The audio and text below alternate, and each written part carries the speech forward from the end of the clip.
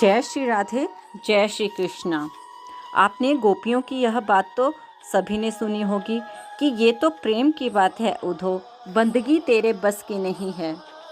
क्योंकि गोपियों में भक्ति कूट कूट के भरी थी। भक्ति क्या है? ईश्वर के प्रति प्रेम। गोपियाँ प्रभु को इतना प्रेम करती थी और उनका प्रेम इतना सरल था कि प्रभु उनके नचाने पे नाच जाते, उनके रिझाने पे रिझ जाते, उनका माखन चोरी कर करके उनका मन मोह लेते। ऐसी ही एक भक्ति की सरलता की कहानी है ये। एक साधु थे, उनका न कोई आश्रम था, न धर्मशाला, न कोई ठिकाना। जहाँ रात होती थी वहीं ठहर जाते थे और भिक्षा से जो मिलता था भगवान का भोग लगाते। वृंदावन की दो गोपियाँ जिन्होंने कभी भगवान के दर्शन नहीं किए, न कभी मंदिर गई, प्रातः दधी मक्खन गागर में भरकर ले जाती, बेचती और अपनी गृहस्थी में मग्न रहती। दोनों गोपियों ने यह सुन रखा था कि साधु संतों के पास झोली में भगवान रहते हैं। एक दिन दोनों अपना दधी बेचकर यमुना के निकट आई। वहां देखा कि एक साधु अपनी झोली रखकर संध्या वंदन हेतु स्नान करने गए हैं। झोली एक वृक्ष के नीचे रखी है।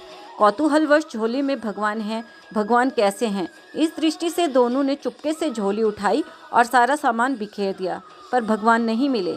तब उनकी नज़र एक डिब्बे पर पड़ी। डिब्बा खोला तो देखा लड्डू गोपाल डिब्बे में बंद हैं। एक सखी बोली, यही भगवान हैं। दूसरी बोली, कितने निर्दयी हैं ये सन्यासी, भगवान को बंद करके रखा है।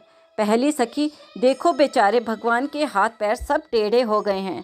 दूसरी, बेचारे बंद जो रहते हैं, हाथ पैर हिलाने की जगह भी नहीं मिलती। अब दोनों ने लड्डू गोपाल को उठाया और बोली, भगवान जी अब परेशान ना हो, अपने हाथ पैर सीधे कर लो और हम दधी खिलाते हैं, खा लो, भूखे भी होंगे।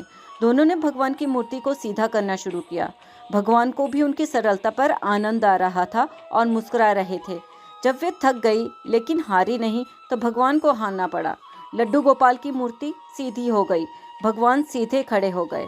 दोनों ने भगवान को नहलाया, दही खिलाया, फिर बोली, अब लेटो, आराम करो।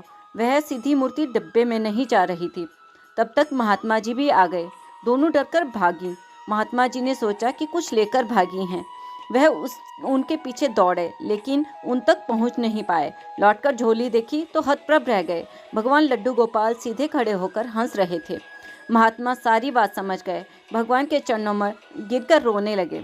खोजते हुए उन गोपियों के घर गए, उनके भी चरण पकड़कर रोने लगे। धन्य हो तुम दोनों, आज तुम्हारे कारण भगवान के दर्शन मुझे भी हो गए। क्षण जीवन भर उन्हें संग लिए घूमता रहा पर सरल नहीं बन पाया।